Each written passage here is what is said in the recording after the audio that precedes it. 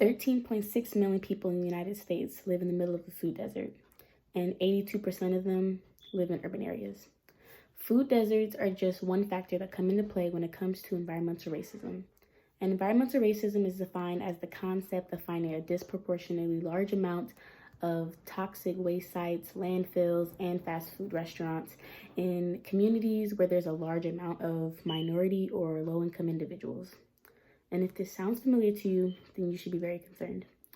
Los Angeles is a city that is highly affected by the presence of environmental racism, and its main contributor is food deserts that are across the city and that are stemmed from like a large amount of fast food restaurants, lack of healthier options, and class disparities among the civilians there. So, in many of the low-income neighborhoods around Los Angeles, youth are exposed to a big amount of fast food restaurants that are less than a mile away distance from home and school. This offers an immediate segue for kids and teens and adults alike to buy food from these fast food restaurants. Whether it's coming out of school, you can see a Burger King, Carl's Jr., and plenty of liquor stores. Same with adults coming home from work. Here in my first visual,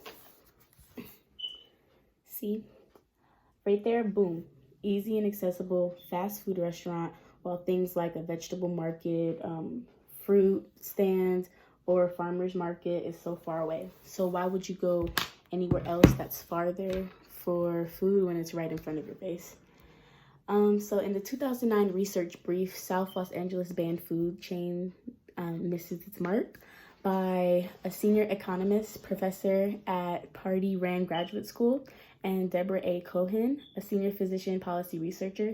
They state that South Los Angeles residents consume significantly higher snack calories, with about half the difference attributable to soda consumption, and in contrast, there is no significant difference in self-reported fruit and vegetable consumption. South Los Angeles residents are less likely to eat at a restaurant during any week, but more likely to purchase prepared food from a food cart or a mobile vendor.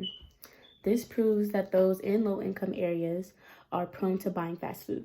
It's the simplest way to receive that food most of the time, and this overconsumption of fatty foods leads to further health issues. Also stated in this research brief that in July 2008, the Los Angeles City Council took the pioneering step of passing a one-year moratorium on opening or expanding fast food establishments in Los Angeles, a large low-income area to the southwest and southeast of the city's downtown area where obesity takes a disproportionate toll on minority residents. And the obesity rate of residents in Los Angeles is high due to the number of unhealthy options floating around the city. So healthier options are basically placed in places and advertised in higher income areas compared to low income areas where a lot of minorities live. And there's this type of neglect towards those areas. And they're just not exposed to healthier food options. Like there's hundreds of fast food restaurants like Starbucks, Subway is cheap and close by, while better alternatives like Trader Joe's or Sprouts, even vegetarian and vegan options that we don't hear about usually, are 5 miles away and farther from these areas. And they're strategically placed in areas where there are less minorities. So in my second slide, as you see here, there's people going across the desert to find food. And we see that one person is spotting healthy food on the horizon, but the other person brushes it off as just a mirage, like it's not really there. And they become so accustomed to that type of mentality that they just can't seem to get out of it. So in the 2012 scholarly article, Neighborhood Disparities in Access to Healthy Foods and Their Effects on Environmental Justice by Angela Hilmers, David C. Hilmers, and Jana Dave, state from deeper research that poor neighborhoods had a higher proportion of fast food outlets than wealthier neighborhoods. And neighborhoods with a higher percentage of African Americans had a fewer healthy food options than neighborhoods with lower percentages of African Americans. And this clearly shows that there's an obvious agenda to purposely expose those in low-income areas to fast food rather than advertise better diets.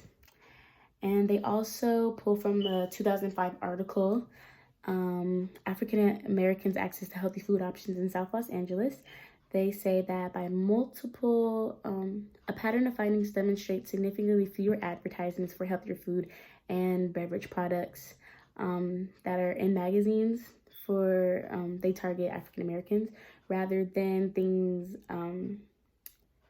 the other found less in magazines rather than things like for wealthy people, rather than showing like sodas and candies like they do in lower income neighborhoods.